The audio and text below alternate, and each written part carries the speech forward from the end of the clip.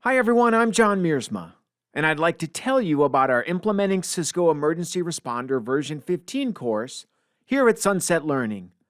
If you're running Cisco Unified Communications Manager in production, then emergency calling isn't optional. It has to work correctly every time. And that means understanding exactly how Cisco Emergency Responder integrates, routes, and manages E911 calls. In this 2-day hands-on course, we focus on step-by-step configuration and real-world administration of Emergency Responder in a Cisco Unified Communication Manager version 15 environment.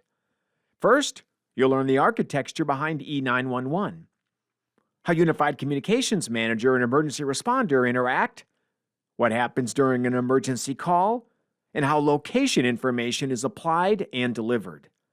Next, you'll configure Unified Communications Manager to properly integrate with Emergency Responder. You'll build emergency response locations, assign emergency location identification numbers, and ensure phones, both physical and software, are correctly mapped for accurate call routing. Finally, you'll validate and troubleshoot.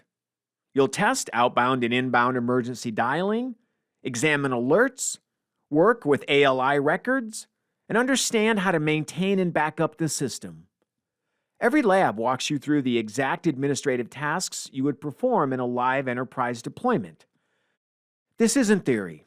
It's applied configuration and verification. By the end of the course, you'll confidently configure, maintain, and know how to manage Cisco Emergency Responder in a Unified Communication Manager environment and ensure emergency calls route accurately with proper location information. This course is ideal for collaboration administrators and engineers responsible for Unified Communication Manager environments who need hands-on, practical emergency calling skills.